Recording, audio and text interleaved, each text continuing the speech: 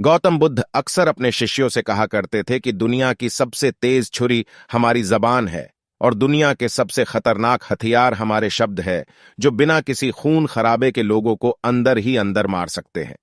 हमारे शब्द हमारी ताकत है, लेकिन यह हमारी सबसे बड़ी कमजोरी भी हो सकते हैं अगर हमें नहीं पता कि कब, कहाँ, क्या और कितना बोलना है।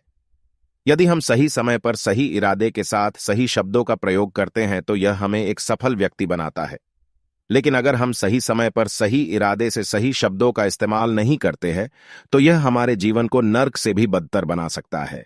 तो आज मैं आपको मौन के ऊपर एक कहानी सुना होगा और यह कहानी आपके जीवन को बदलने वाली है, आपको मौन की शक्ति का एहसास करवाने वाली है।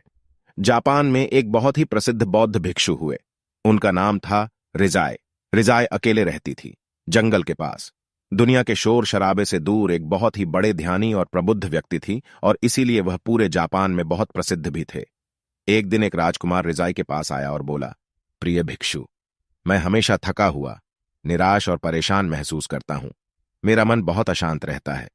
हालांकि मेरे पास सब कुछ है, दौलत, शोहरत, सुख सुविधाएं जो हर व्यक्ति चाहता है या पाने की इच्छा करता है, लेकिन फिर भी मेरे अंदर इतनी अशांति और चिंता क्यों है?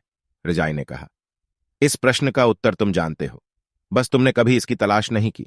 रिजाई ने आगे कहा, मैं एक प्रयोग करना चाहता हूं, क्या तुम करना चाहूंगी? इस प्रयोग के बाद तुम्हारे जीवन में किसी भी तरह की अशांति और चिंता नहीं रहेगी। यह सब सुनकर राजकुमार बहुत हैरान हुआ। उसने रजाई से कहा, बताइए, मुझे करना क्या है? अपने मन की शांति के लिए मैं कुछ भी करने को तैयार हूं। भिक्षु रिजाई ने एकदम शांत स्वर में उत्तर दिया, अगले 10 दिनों तक तुम मेरे आश्रम में रहोगे और एक सामान्य व्यक्ति की तरह अपना जीवन व्यतीत करोगे, और इन 10 दिनों तक तुम एकांत में अकेले मौन बैठे रहोगे। जितना हो सके कम बोलोगे। राजकुमार भिक्षु की बात से सहमत हो गया। पहले दिन राजकुमार को लगा कि उसका मन सामान्य से अधिक अशांत और विचलित है।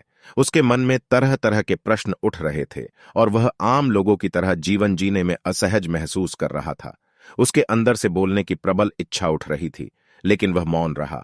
उसके मुंह से कुछ नहीं निकला, एक शब्द भी नहीं। वह चुपचाप बैठा रहा। लेकिन रात होते होते उसे अंदर ही अंदर शांति का अनुभव होने लगा। उसके लिए यह अनुभव अजीब था। वह खुद से पूछ रहा था कि वह अंदर ही अंदर खुशी क्यों महसूस कर रहा है और उसकी आंतरिक बेचैनी और चिंता कम क्यों होने लगी है। अगले दिन राजकुमार एकांत में चुपचाप बैठा प्रकृति को निहार रहा था, पौधों को, फूलों को, आकाश में उड़ रहे पक्षियों को। वह अपने जीवन में पहली बार महसूस कर रहा था कि उसके आसपास की प्रकृति कितनी अद्भुत है। वह दिन भर प्रकृति की सुंदरता को देखता और उसकी शांति को महसूस करता रहा। इस तरह से एक हफ्ता बीत गया और अब तक उसके मन की सारी बेचैनी, सारी हलचल, सारी उथल पुथल और सारा तनाव एकदम गायब हो गया था। 8वें दिन की सुबह राजकुमार फिर से एकांत में बैठ गया और कुछ ही मिनटों में उसकी आंखें अपने आप बंद हो गईं और वह गहरे ध्यान में चला गया। वह पूरे दिन वहीं आंखें बंद किए बैठा रहा और गहरे ध्यान में डूबता चला गया। न कोई शब्द, न कोई चिंता। राजकुमार भीतर से असीम शांति और आनंद से भर गया। राजकुमार अपने बाकी के 2 दिन इसी तरह गहरे ध्यान में व्यतीत करने के बाद 11वें दिन रिजाई के सामने प्रस्तुत हुआ और रिजाई को प्रणाम करके बोला, प्रिय भिक्षु, मुझे उत्तर मिल गया कि मेरे मन में इतनी उथल पुथल और चिंता क्यों थी। मैं जान गया कि मेरा मन इतना अशांत और विचलित क्यों था। रिजाई ने मुस्कुराते हुए पूछा, बताओ, क्या उत्तर मिला तुम्हें? राजकुमार ने कहा, मैं आवश्यकता से अधिक बातें करता था। मैं किसी पर भी अपने शब्द और ऊर्जा व्यर्थ करता था। मैं दिन भर अपने लोगों से फालतू की बातें करता रहता और फिर उन्हीं के बारे में अकेले में सोचता रहता और ज्यादातर समय नकारात्मक ही सोचता। इस तरह मैं बस अपना समय बर्बाद कर रहा था। ज्यादा बोलने और नकारात्मक सोचने की वजह से मेरा मन अशांत और बेचैन हो गया और इस वजह से मैं किसी भी चीज पर ठीक से काम नहीं कर पा रहा था, जिससे फिर मैं लगभग हर काम में असफल होने लगा और फिर लगातार मिलने वाली असफलताओं की वजह से मैं और भी उदास और चिड़चिड़ा हो गया और इसने मेरे जीवन को नष्ट कर दिया। लेकिन यह 10 दिन पूरी तरह से अलग थे। अब मुझे ऐसा लग रहा है कि मैं अपना जीवन पूरी तरह से जी रहा हूं, लेकिन इससे पहले मैं अपना जीवन गलत तरीके से जी रहा था और मैंने यह भी सीखा कि हमें सिर्फ ध्यान करने की जरूरत नहीं है। ध्यान अपने आप होता है जब हम स्थिर, शांत और मौन होते हैं। ध्यान के पिछले कुछ दिनों के दौरान मैंने जो पहली चीज सीखी वह यह है कि मनुष्य के जीवन की सबसे महत्वपूर्ण घटना स्वयं को जानना है। यह सुनकर रिजाई ने कहा, सिर्फ तुम ही नहीं, दुनिया में ज्यादातर लोग जरूरत से ज्यादा बोलते हैं। आज भी लोग ज्यादातर समय केवल एक दूसरे को नीचा दिखाने के लिए ही बोलते हैं। कुछ लोग न चाहते हुए भी बातें करते हैं और अपना जीवन बर्बाद कर लेते हैं। रिजाई ने राजकुमार को मौन का महत्व समझाते हुए कहा। एक बार गौतम बुद्ध से उनके शिष्यों ने पूछा, प्रिय बुद्ध, आप ज्यादातर समय चुप क्यों रहते हैं? बुद्ध ने कहा, क्योंकि मौन में मैं अपने भीतर अनंत शांति की गहराइयों में होता हूं। मौन अपने भीतर उतरने की पहली सीढ़ी है।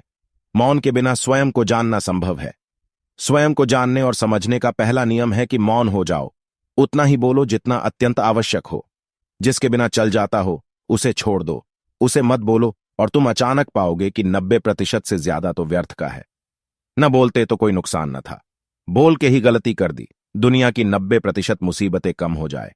अगर लोग थोड़ा चुप रहे, झगड़े फसाद कम हो जाए, उपद्रव कम हो जाए, अदालतें कम हो जाए। अगर लोग थोड़ा चुप रहना सीख ले, संसार की बहुत सारी समस्याएं, बहुत सारा उपद्रव सिर्फ बोलने से पैदा होते हैं। सारी बात मौन सीखने की है। जब तुम नहीं बोलते तब तुम एकांत में अकेले हो गए, भरे बाजार में भीड़ में खड़े हो नहीं बोलते। हिमालय के शिखर में पहुंच गए। जिसने मौन की कला जान ली है वह भीड़ में भी अकेले होने की कला जान लेता है। वह अपने भीतर ही डुबकी लगाने लगता है। एकांत में तो आदमी स्वर्ग में है।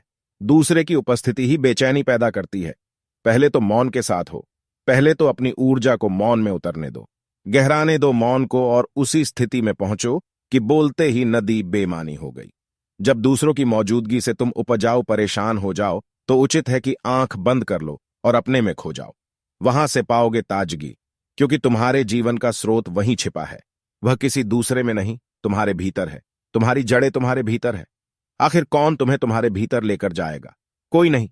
तुम्हें स्वयं अपने भीतर उतरना पड़ेगा। इसीलिए अपने भीतर जाओ। वही परमराज जीवन का वही स्रोत है। आनंद का वही से जन्म हुआ है। वही मौत में डूब जाओगे। वही तुम्हारा सूर्य उगा है, वही से अस्त होगा। उसे बार बार डुबकी लो। जब भी तुम डुबकी लगाकर लौटोगे वहां से तुम पाओगे, फिर ताजी हुई, फिर जीवन की नई संपदा मिली, फिर नई शक्ति का जन्म हुआ। थकान गई, उदासी गई, चिंता गई। जैसे कोई स्नान करके लौटता है तो शरीर शीतल हो जाता है, शांत हो जाता है। ऐसे ही जब कोई भीतर से होकर वापस आता है, मौन में स्नान करके लौटता है, तो समस्त अस्तित्व, समस्त व्यक्तित्व शांत और मौन हो जाता है, आनंदित हो जाता है। जब तुम आंतरिक मौन की उस पराकाष्ठा पर पहुंच जाओगे तब तुम पाओगे कि बोलने से भी तुम्हारा मौन खंडित नहीं होता। वह बना ही रहता है। उसकी एक अंतर्धारा लगातार तुम्हारे भीतर बहती रहती है। तुम बोलते तो हो लेकिन अपने से छूटते नहीं। तुम शब्द का उपयोग भी करते हो लेकिन तुम्हारे मौन को खंडित नहीं कर पाती है। एक बार गहरे मौन में स्थिर हो जाओ, फिर तुम्हारी वाणी में भी सुगंध आ जाएगी। फिर तुम्हारी वाणी में भी एक विशालता आ जाएगी। तुम्हारा बोलना संगीतपूर्ण होगा, तुम्हारा बोलना सत्य होगा। तुम बोलोगे तो दूसरों पर भी शीतलता छा जाएगी।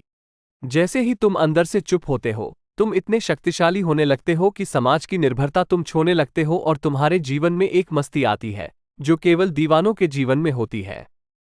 तुम्हारे चेहरे पर एक नई रौनक आ जाती है।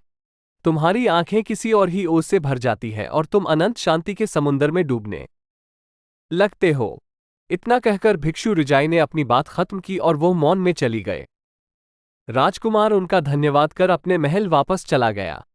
दोस्तों, आपने भी अनुभव किया होगा, बहुत ज्यादा बात करने से दिमाग अशांत हो जाता है, जिसे हम अपने दिमाग पर नियंत्रण खो देते हैं और साथ ही अपना ध्यान भी खो देते हैं।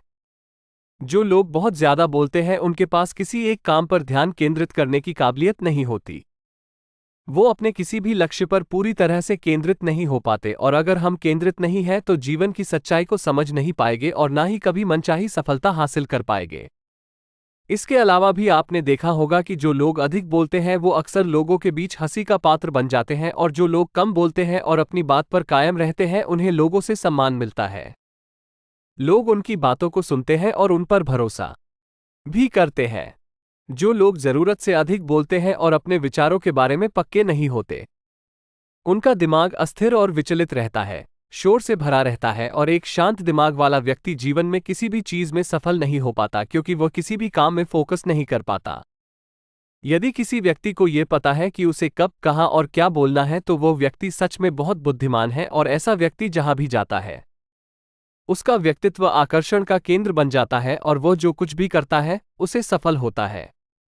अगर हम किसी महान और सफल व्यक्ति के व्यक्तित्व को गहराई से देखें तो पाएंगे कि वह कम बोलते हैं और कम से कम शब्दों में अपनी बात खत्म कर देते हैं। वो बोलने से पहले वह चीज़ों और जिसके बारे में उसे बोलना है उनके बारे में गहराई से सोचते हैं। लेकिन जो लोग बहुत ज्यादा बोलते हैं, बहुत बार वो झूठ भी बोलते हैं और अपनी बातों से दूसरों के मन और विचारों पर कचरा डालते रहते हैं। वो ज्यादातर समय दूसरों की बुराई करते रहते हैं, इसीलिए उनके अपने भी उनसे नफरत करने लगते हैं और उनसे बचने की कोशिश करते हैं। हमारे भारतीय उपनिषद में कहा गया है कि हमारी शब्द वास्तविक ब्रह्म शक्ति है। मौन से धैर्य आता है, धैर्य से ध्यान और ध्यान से हम अपने जीवन के बारे में जागरूक हो जाते हैं। इसीलिए अगर हम ज्यादा बात करते हैं तो हम मौन को खो देते हैं, जो मन की शांति का पहला स्तंभ है। दोस्तों, आज से हम मौन का अभ्यास करते हैं। आज से हम भी वही बोलेंगे जो जरूरी है और हम कोशिश करेंगे कि कम से कम शब्दों में अपनी बात खत्म करें और हो सके तो कोशिश करेंगे कि रोज कम से कम 30 मिनट एकांत में चुपचाप बैठे और मुझे पूरा विश्वास है कि इससे हम सबके अंदर एक सकारात्मक बदलाव जरूर आएगा। इसी के साथ इस वीडियो को खत्म करते हैं। मुझे उम्मीद है कि आप वीडियो से काफी कुछ सीखने को मिला होगा। धन्यवाद।